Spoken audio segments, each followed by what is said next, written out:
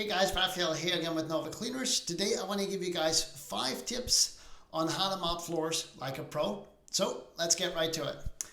First and foremost, nothing groundbreaking here, but the tip I have for you guys is using caution wet floor signs. I know this is beyond basic, but it's something that has to be said every single time. You don't want a slip and fall incident, okay? So on to my second tip. And one of my personal favorites is using extremely hot water when you're mopping the floors. Reason being is that first, the water evaporates a lot faster when it's hot, which means again, less slip and fall incidents, and the floor dries much quicker, so it's streak free before anyone has a chance to take their dirty shoes on that damn floor. And the other thing is, when you're using hot water, of course, along with the chemicals, you have a much easier time lifting all sort of stuck on food, grease and grime. All that stuff is much easier to lift off with hot water when you're mopping. So the other tip I have for you guys, number 3, is wring the mop like you mean it. I cannot stress this enough. So many times when I'm training folks, I see that people wring out the mop, but they're hardly applying any pressure. So when I say wring the mop like you mean it, I mean really squeeze that mop so all that dirty water comes out. And you want to make sure that when you're mopping the floor, you don't want to have all that water accumulated on the mop, so you're creating puddles all over the floor.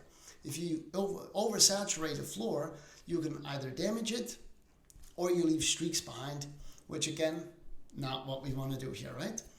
And the other tip I have for you guys is don't over soap the water. You know, obviously we want to use soap to clean the floors, but if you over soap it, you have way too much residue that builds up over time. You have to go back over it with just regular water without soap to eliminate that soap buildup. And the other issue with over soaping it, it leaves the floors streaky. I don't care if you go with the grain. If you have too much soap, you're going to end up seeing streaks on the floor. And that's not what you want, right? And the last tip I have for you guys is know your flooring. Understand what floor you're about to mop. So is it hardwood floors? Are you going to mop vinyl plankton? Is it concrete flooring? Is it tile?